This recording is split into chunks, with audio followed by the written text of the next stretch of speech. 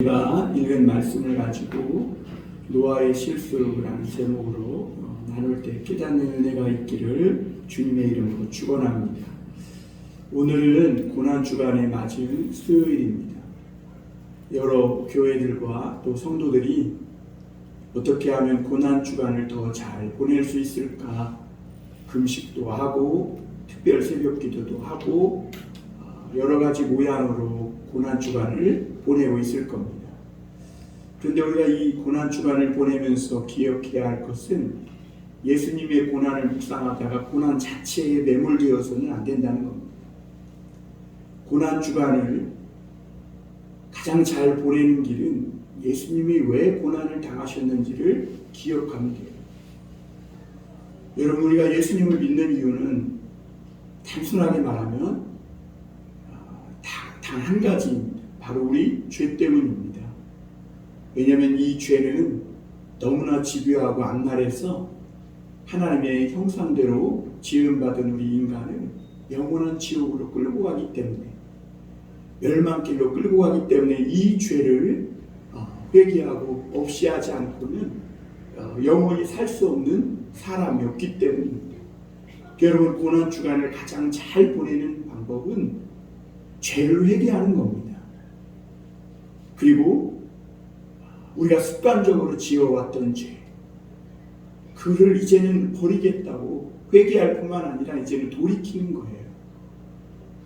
그리고 내가 알게 모르게 지었던 죄를 하나님 앞에 사람에게는 이야기하지 못할지라도, 나만 마음속으로 지었던 죄, 그런 것이 있을지라도 다른 사람은 몰라도 내 마음까지 살피시는 하나님은 다 아시니까 그 죄를 하나님 앞에 정직하게 시인하고 하나님의 긍휼하심을 붙잡고 회개하며 다시는 그렇게 살지 않고 예수님의 십자가 보혈로 구원받은 자녀처럼 살겠노라 하나님 앞에 기도하고 통회 자복하는 겁니다.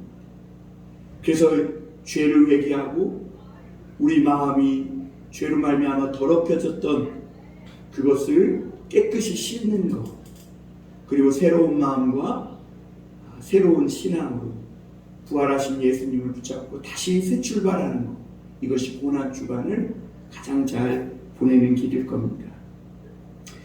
여러분, 이 예수님을 믿는 사람들조차도요, 죄가 없거나 또는 실수가 없는 사람이 이 세상에 없어요. 이 죄라는 놈은 얼마나 집요한지 우리가 창세기 강의를 통해서 봤잖아요. 인간이 이 저질러 놓은 죄가 이 세상에 너무 가득하니까, 세상에 오물투성이니까 하나님이 홍수 심판을 통해서 깨끗이 청소했어요. 얼마 전에 경부고속도로에 음식물 쓰레기가 차가 전복됐대요. 그래갖고 사방에 음식물 투성이가 돼가지고 막 온갖 추악한 냄새. 그래가지고 어떤 사람이 막 그 기사를 내고 도로가 난장판이 됐다느니 냄새가 고약하다느니 이런 식으로 기사를 썼으니까 어떤 사람이 댓글 달기를 뭐라고 달았냐면 그것이 다 인간에게서 나온 거라고. 그러면서 그 일로 인해 차가 안 부서지고 또 사람이 안 다쳤으면 된 것이다. 그리고 그걸 청소하면 되지 않느냐. 이런 글을 남겨두더라고요. 그래서 오늘날은 생각의 방향을 잘 정하는 것이 중요하겠구나. 그런 생각을 해봤는데, 어쨌거나 인간이 저질러 놓은 죄 때문에 하나님이 홍수를 보내서 싹 청소하셨잖아요. 물 청소를 하신 거예요. 그런데 세상은 깨끗해졌는지는 모르지만 인간의 마음속에는 여전히 죄가 있었고, 오늘 그 죄가 노아가 방심하는 순간을 타서 드러나는 장면이 오늘 우리가 읽은 말씀입니다. 그러니까 죄가 얼마나 집요한지, 홍수의 심판 가운데에서 살아남은 노아도 무너뜨리고, 노아가 방심하는 순간 의로운 사람이라서 그 무서운 홍수의 심판에서 살아났는데 그 틈을 주니까 죄가 이 노아를 완전히 발라벗겨서 밑바닥으로 추락시키는 이런 모습을 보게 되는 것이죠. 여러분, 여전히 우리가 예수 믿지만 여전히 우리 안에는 죄성이 있고, 예수 믿어도 우리는 얼마든지 또 실수하거나 죄를 저지를 수밖에 없는 연약한 인간입니다. 베드로도요, 예수님을 믿고 3번이나 믿고도 예수님을 3번이나 부인하고 심지어 저주까지 했어요. 사도 바울은 어떤 사람인가? 예수님을 믿기 전에 그리스도인을 핍박하던 사람. 심지어 믿음의 조상 아브라함은 어떤 사람이에요? 자기 아내를 믿음으로 살겠다고 본토 친척 아비집을 떠나서 출발해놓고도 자기 아내를 이 여동생이라고 속이고 거짓말한 사람. 다윗은 어때요? 이 충신을 죽이고 그 아내 밧세바를 취하는 이런 사람이었고, 그리고 야곱은 아예 사기꾼의 명수예요. 그런데 여러분, 하나님은 우리가 하나님의 진리를 배울 때요, 이런 결점 많은 사람들을 통해서도 진리를 배우게 하신다는 거예요. 여러분, 철이 날카롭게 한다고 여러분 부족한 사람을 통해서 우리가 하나님의 진리를 배우면요, 이 진리는 그냥 뜬구름 잡는 진리가 아니라, 이상적인 진리가 아니라 현실성이 있고, 그리고 더 삶에서 실제적인 하나님의 진리를 배우게 된다는 것이죠.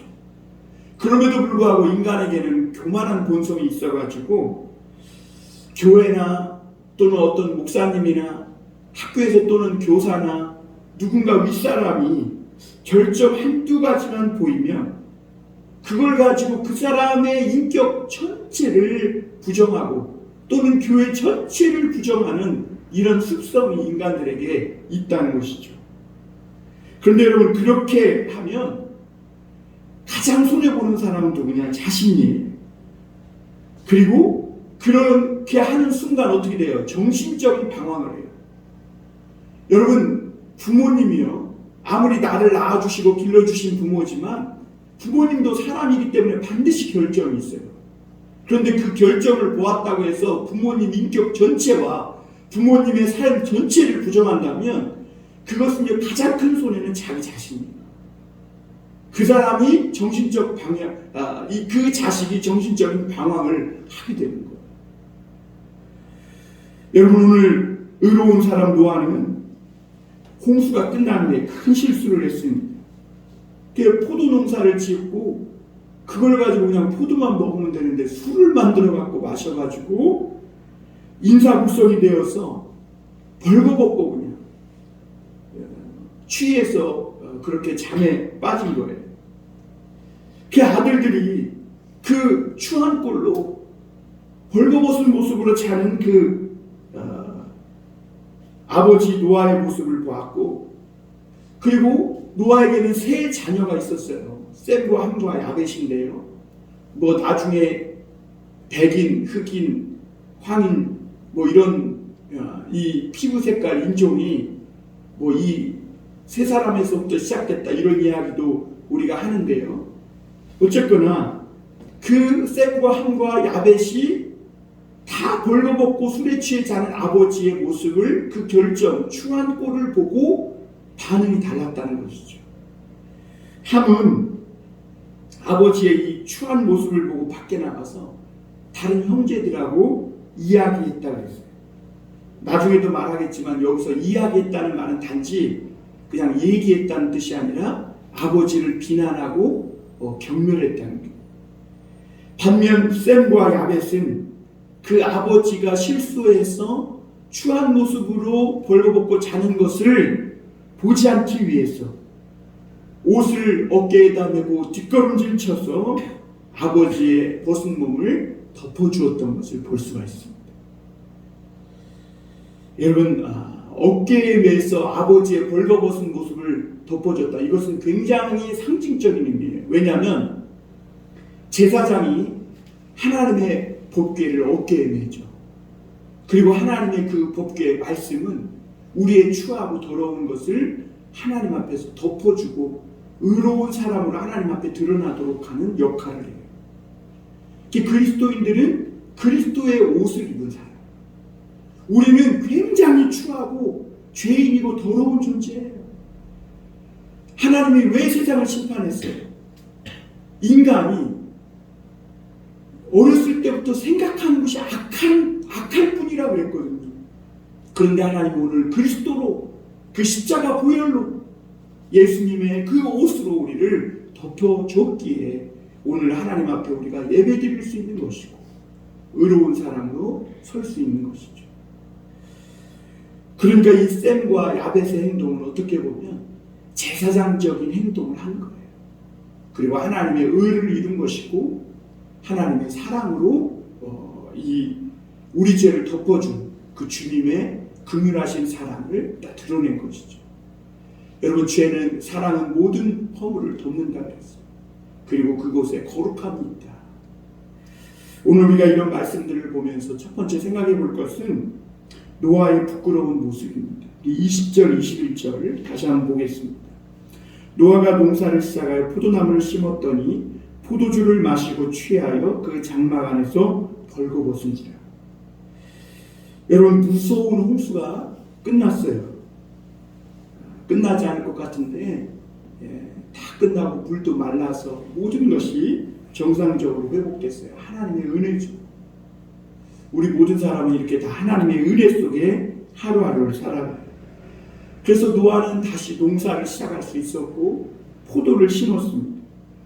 그런데 어느 날 이 노아가 포도를 따서 그 포도주를 만들고 실컷 마시고 취해서 집안에서 그냥 벌거벗고 하체를 다 드러낸 채 잠을 자고 있었습니다. 여러분, 이런 것들을 보면 앞서서도 말씀드렸지만 홍수가 우리가 저질러 놓은 죄는 씻어냈지만 여전히 노아 안에 있는 죄, 우리 마음속에 있는 죄, 그리고 노아 자식들, 우리의 자식들, 모든 인간의 마음속에 있는 죄까지는 깨끗이 씻어내지 못했음을 보게 됩니다. 홍수의 심판에서 노아는 살아남았죠. 그리고 그 자식들도 살아남았어요. 그런데 여전히 그 노아의 마음속에는 죄가 있었고 자식들, 가난, 함, 이런 자식들 마음속에도 여전히 죄가 있었음을 보게 됩니다. 여러분, 이 노아가 홍수가 올 것 같은 하나님의 심판이 임박한 그런 때에는 어떻게든지 믿음으로 살려고 몸부림쳤었어요. 그런데 모든 것이 회복되고 안정이 되니까 노아에게서 이 노아 안에 있던 이 죄의 충동이 발동하기 시작합니다. 여러분, 사람이 죄의 충동을 느끼면요, 맥박이 빨라집니다. 숨이 가빠져요. 그러면서 어떤 힘이 발생해요. 이 힘이 뭐냐면 죄의 힘이에요. 모든 인간 안에는 이 죄성이 있거든요. 그 죄가 마치 그냥 괴물처럼 우리 속에 웅크리고 있단 말이에요. 그런데 어떤 자극을 딱 받으면요, 이 죄가 막 힘을 얻어가지고 에너지를 막 발산하기 시작하면서 살아나기 시작해요. 그러면 인간 죄의 충동을 느끼면서 막 맥박이 빨라지고 숨이 가빠지고 무언가 죄를 저지르지 않으면 안 될 것 같은 이런 죄의 힘에 사로잡히게 되는 거예요. 그래서 그때 그 죄를 이기려면 어떻게 해야 되냐? 믿음으로 이겨야 돼요.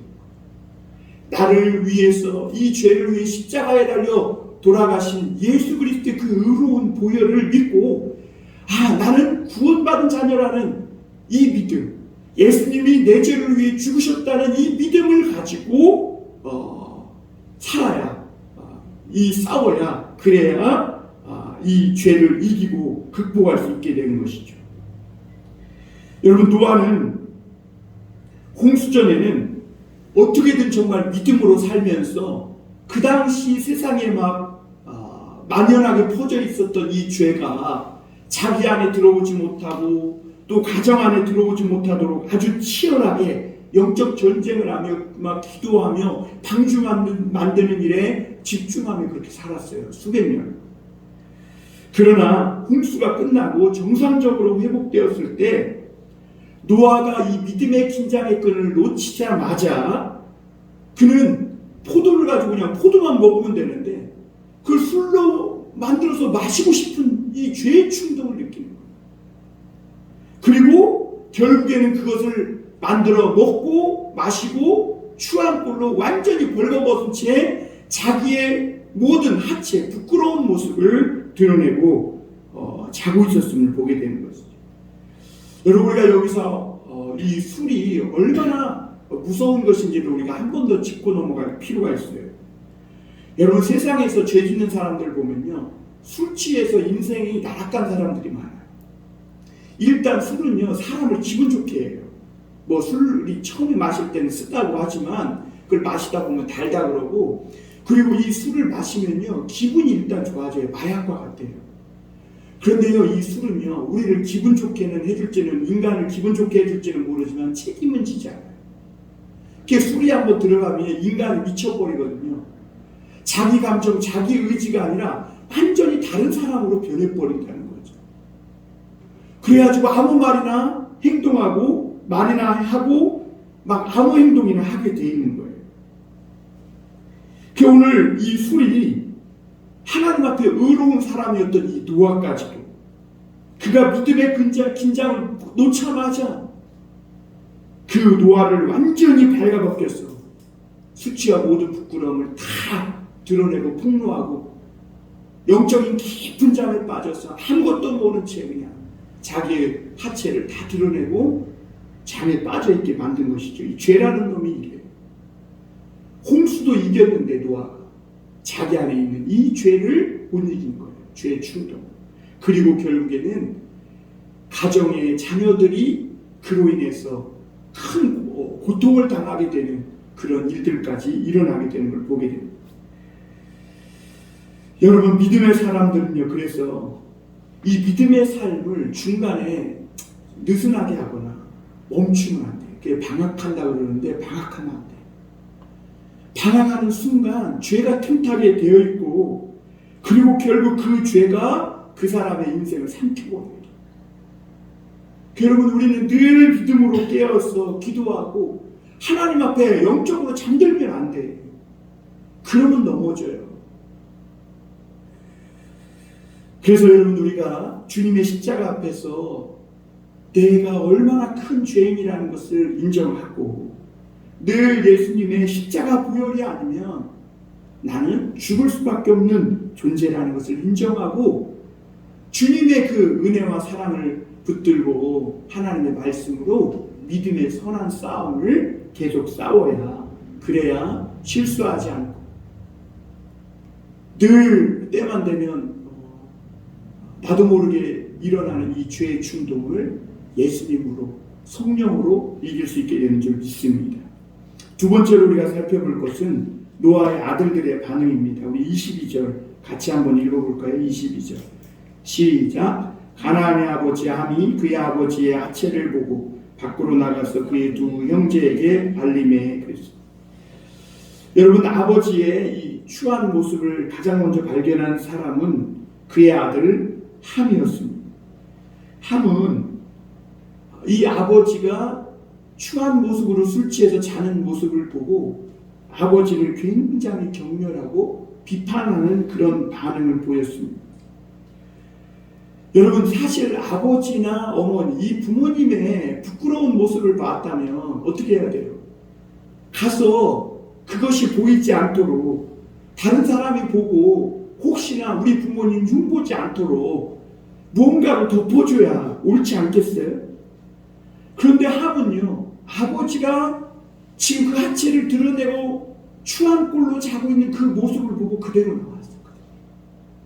그것은 다른 사람이 들어가 보고 얼마든지 아버지를 경멸하고 조롱해도 괜찮다는 의미예요. 특히 여러분, 노아의 집에는 지금 아들들만 있는 게 아니라 며느리도 있고요, 그 자녀들도 있단 말이에요. 오늘 가나안은 함의 자녀예요. 그러니까 노아에게는 손자가 되는 것이죠. 그런데 그냥 아버지의 그 하체를 드러내는 모습을 보고도 뭔가로 덮여주거나 가려주지 않고 그냥 나왔다는 것은 그동안 아버지에 대한 어떤 반항, 아버지하고 망신 한번 당해보라는 아주 이런 못된 마음이 그 함에 마음속에 작동하고 있었던 것이죠. 게다가 아버지의 이 추한 모습을 두고 다른 형제들에게 알렸다 그랬어요. 여기서 알렸다, 이 개역성경에는 이야기했다 그랬거든요.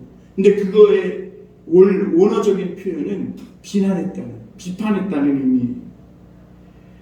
그러니까 결론은 뭐예요?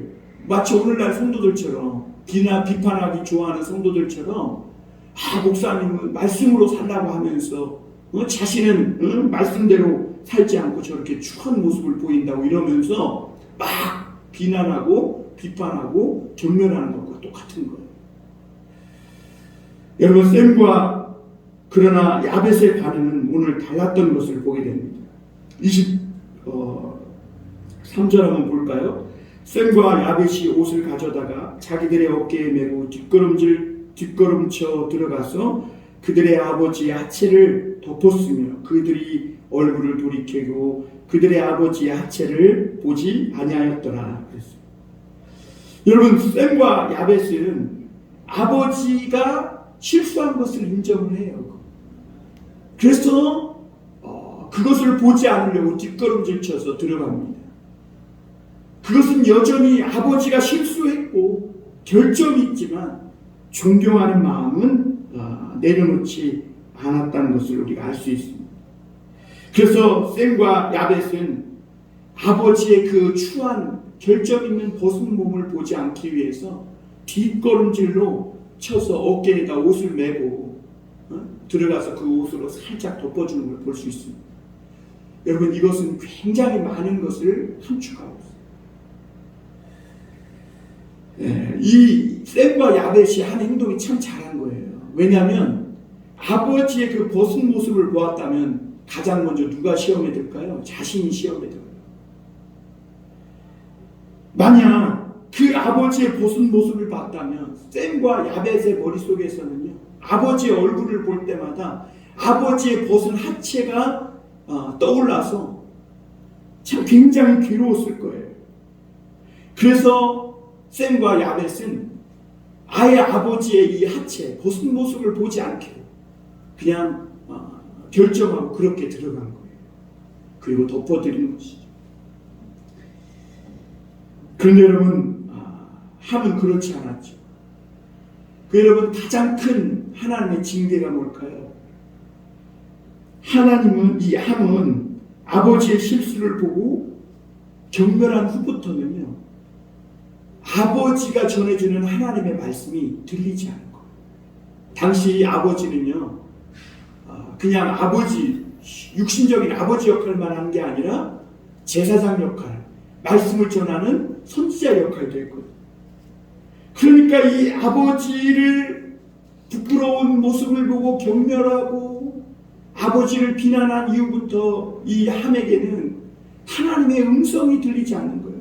아버지 얼굴만 보면 아버지가 보였던 그 실수한 그 추한 꼴이 드러나서 더더욱 자신은 방황하게 되고 괴롭고 하나님을 막 믿기 싫어지는 그런 마음이 들게 된 거죠. 결국은 함은 하나님을 떠나게 됩니다. 하나님을 비난하고. 여러분, 이것은 노아의 실수랑은 아무 상관도 없고요. 오히려 함이 이미 하나님을 떠나고 싶은 마음을 가졌기 때문에 핑계를 찾고 있었는데 마침 노아가 실수했기에 그 실수를 핑계로 하나님을 떠난 것뿐입니다. 반면 셈과 야벳은 어때요? 한 번 아버지가 실수했다고 완전히 아버지를 거부하거나 부정하지 않았어요.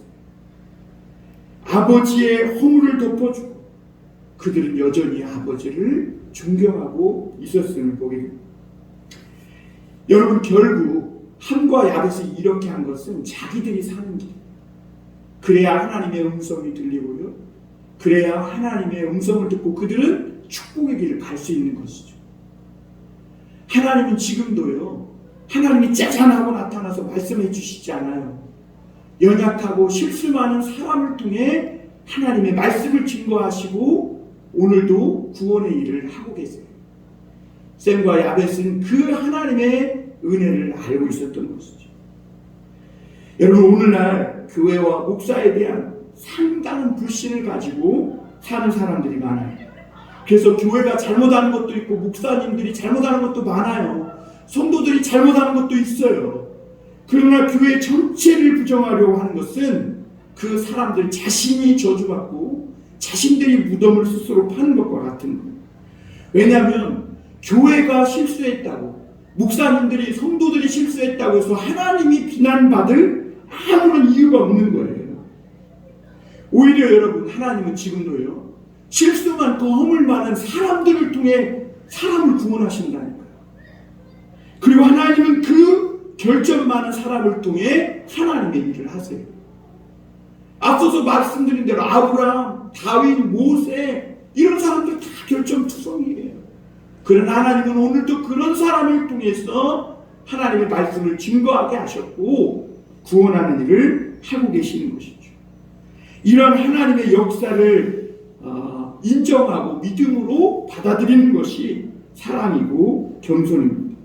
그리고 여러분, 우리가 이렇게 다른 사람의 실수를 보지 않고 덮어줄 때, 그리고 이렇게 하나님이 연약한 인간들을 통해서 하나님의 일을 하신다는 것을 인정하고 받아들일 때, 그때 우리의 신앙은 더욱더 풍성하고 사랑으로 충만하게 된다는 것이죠. 마지막으로 한 가지 더 볼 것은 오늘 노아의 예언입니다. 노아가 마침내 이제 술에 깨가지고 이 모든 일을 알게 됐어요. 함이 한 일도 알게 됐고 셈과 야벳이 한 일도 알게 됐어요. 그리고 나서 셈과 함과 야벳에 대한 예언을 하는데요, 함에게는 저주를 하고요, 셈과 야벳에게는 축복을 해요. 그러니까 마치 이것은 아버지 노아가 술 깬 다음에 일을 알고 나서 복수하듯이 그냥 막 한 것처럼 이렇게 보여지기 쉽습니다. 우리 24절부터 25절 한번 볼까요? 노아가 술이 깨어 그의 작은 아들이 자기에게 행한 일을 알고 이에 이르되 가나안은 저주를 받아 그의 형제의 종들의 종이 되기를 원하노라 하고. 여러분, 노아가 술이 깬 다음에 함이 한 행동을 알고 나서 화가 나가지고 함은 저주를 받아 형제들의 종들의 종이 되라, 이렇게 마치 저주를 퍼부은 것처럼 보여요. 그런데 여러분, 자세히 보면 노아는 함을 저주한 것이 아니라, 여기 보면 함에 가나안은 저주를 받아 그랬어요. 가나안은 저주를. 가나안은 누구냐면 함의 아들이에요.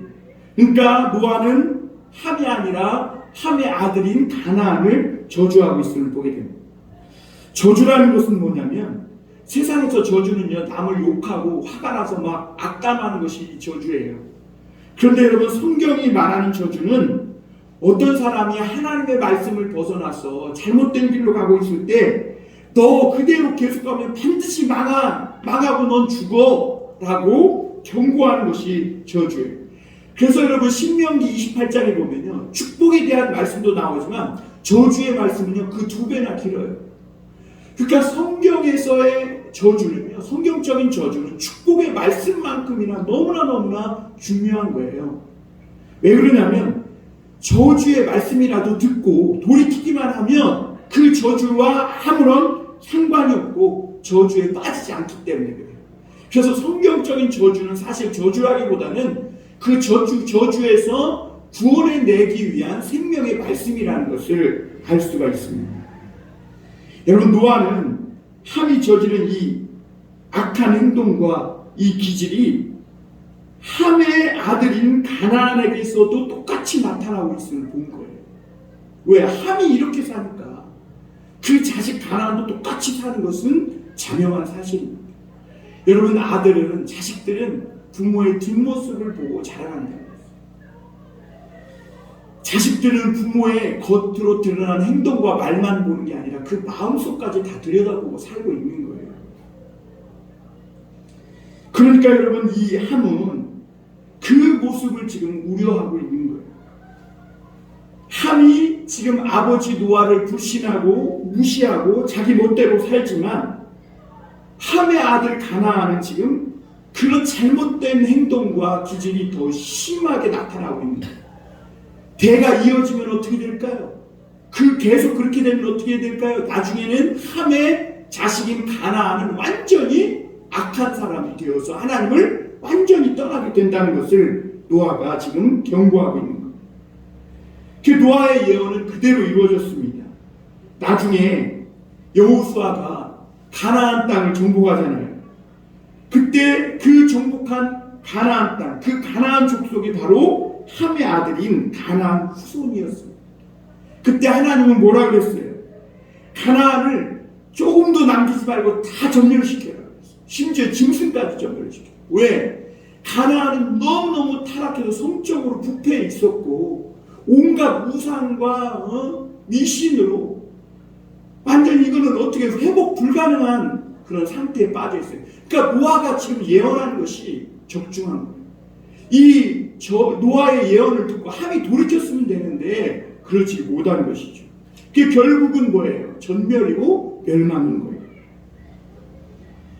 그러나 여러분 이것을 돌이키면 하나님은 저주에서 축복으로 변화시켜 주시는 것이죠. 사실 노아가 이렇게 예언한 것은 가나안이 저주받아 그렇게 되라는 의미보다는 사실 너 그렇게 계속 살면 영원히 종으로, 죄의 종으로, 악의 종으로 살 수밖에 없고 멸망길에서 벗어날 수 없으니까 돌이키라는 의미죠. 그래서 지금 가르쳐주고 있는 것이죠. 노아는 가나안이 형제의 종들의 종이 될 것이라고 했어요. 여기서 종이라는 것은 죄의 종이고 정욕의 종이 된다는 것을 말해요.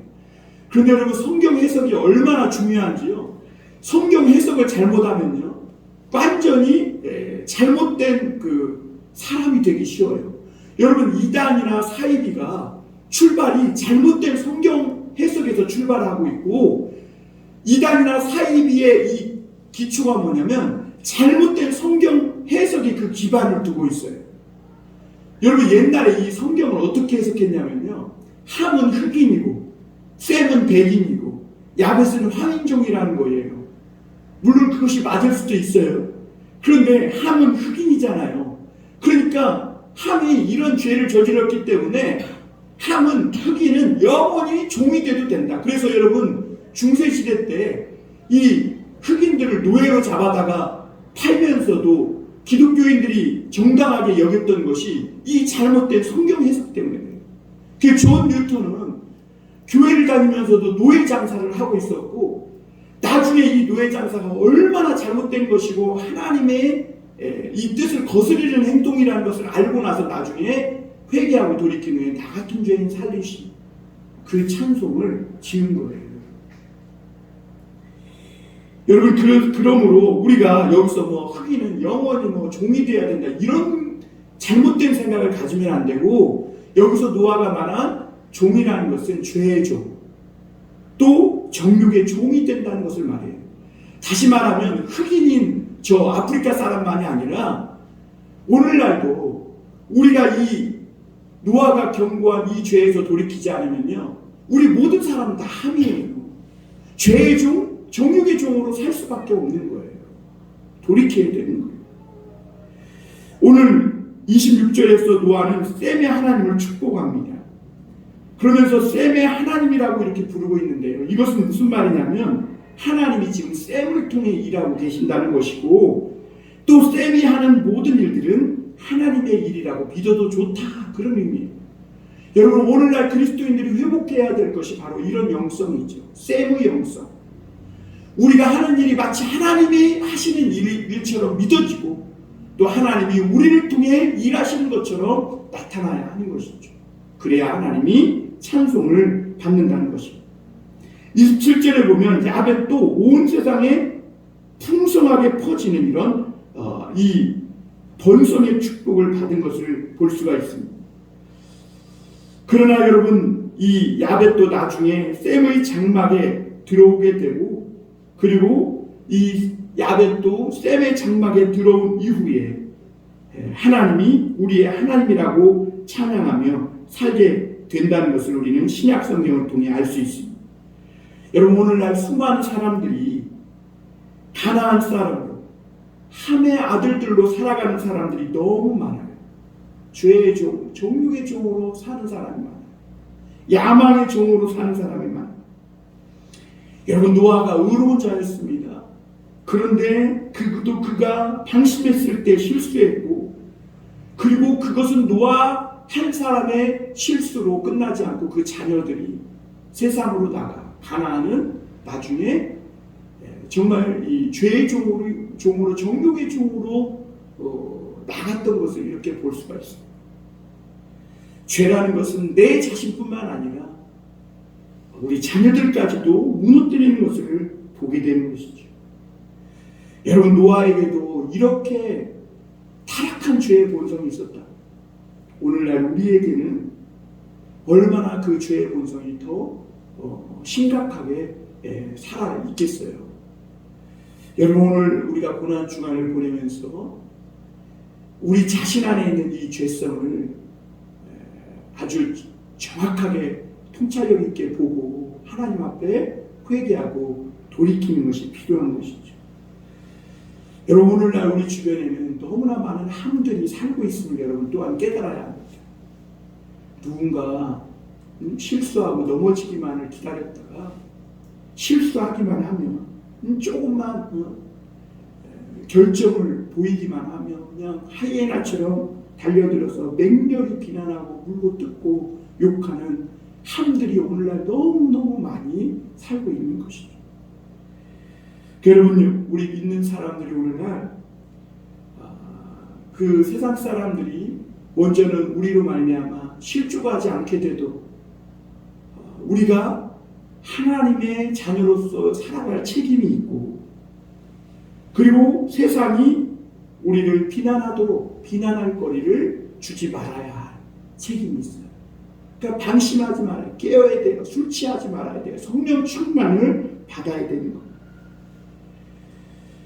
사실 우리도 다 함이었는데, 그렇게 죄의 종, 정욕의 종이었는데 하나님의 은혜로 셈의 장막에서 이제는 말씀의 종으로, 의의 종으로 살아갈 수 있게 된 것이죠. 오늘 우리가 그 은혜를 하나님 앞에 감사하면서 아직도 함의 자식들로 가나안 사람으로 살아가는 그 많은 사람들에게 이 하나님의 복음, 말씀을 증거해서 그들도 이 셈의 장막에 들어가 죄의 정욕에 이 악한 본성을 버리고 셈의 이 축복 속에, 그 은혜 속에 들어올 수 있도록 전도하여 많은 열매를 맺으며 살아가는 저와 여러분들이 되게 주님의 이름으로 축원합니다. 기도하겠습니다.